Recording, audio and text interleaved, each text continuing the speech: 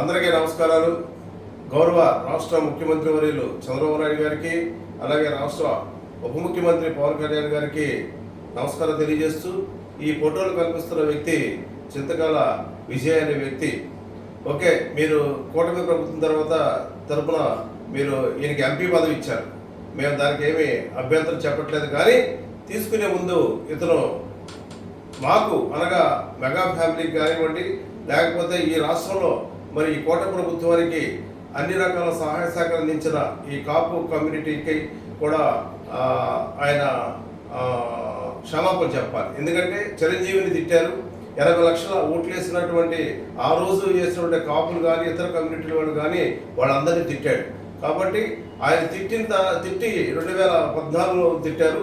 ఈరోజు మరి అదే కూటమి ప్రభుత్వంలో ఈరోజు కాపు ఓటు బ్యాంక్ని మరి అటు బీజేపీ తరఫున కానివ్వండి, ఇటు తెలుగుదేశం తరఫున కానివ్వండి, ఇటు జనసేన తరఫున, కాబట్టి కాపులందరూ ఓట్లు వేసి గెలిచిన ఈ కూటమి ప్రభుత్వంలో మరి ఈయన ఎంపీగా పదవి తీసుకోవడం అర్హులా అనర్హులా అనేది మీకే వదిలేస్తున్నాం. తీసుకునే ముందు మరి ఈ మెగా ఫ్యామిలీకి, చిరంజీవి గారికి ముఖ్యంగా ఆయన ఎన్నో సేవా కార్యక్రమాలు చేశారు, బ్లడ్ బ్యాంక్ పెట్టారు, ఎంతో మందికి నేత్రదానం చేశారు, ఎంతో మందికి మరి అన్ని రకాలుగా సహాయ సహకారాలు అందించారు. అటు వరదలు వచ్చినప్పుడు, ఇటు కరోనా టైంలో ఎంతో మందికి సహాయం చేసిన చిరంజీవి గారిని ఆ రోజు దారుణంగా మరి తిట్టాడు. కాబట్టి ఆయన్ని తిట్టిని మరి మెగా ఫ్యామిలీకి మరి మర్చిపోతారేమో, కానీ మేమైతే మర్చిపోలేదు.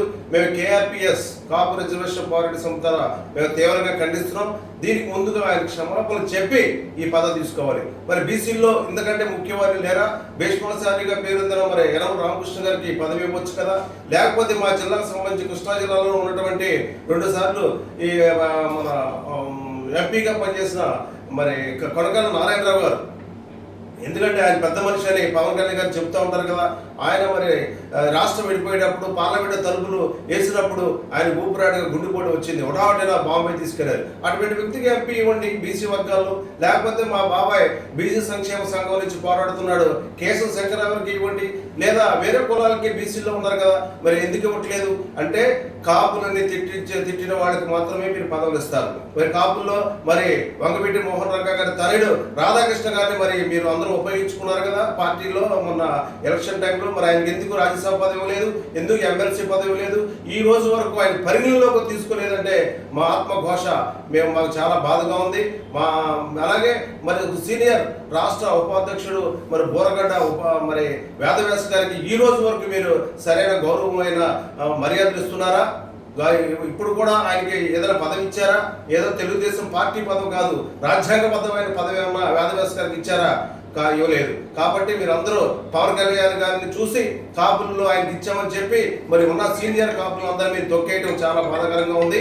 కావున మేము దీన్ని తీవ్రంగా మరి పరిగణిస్తున్నాం. ఈ విజయ్ గారు ఎక్కడైతే ఉన్నారో మరి ఇతను పదవి తీసుకునే ముందు ఈ తప్పకుండా ఈ మెగా ఫ్యామిలీకి, చిరంజీవి గారికి క్షమాపణ చెప్పిన తర్వాతే ఆయన ఎంపీ పదవి తీసుకోవాలని డిమాండ్ చేస్తున్నాం కేఆర్పీఎస్ తరఫున. Thank you.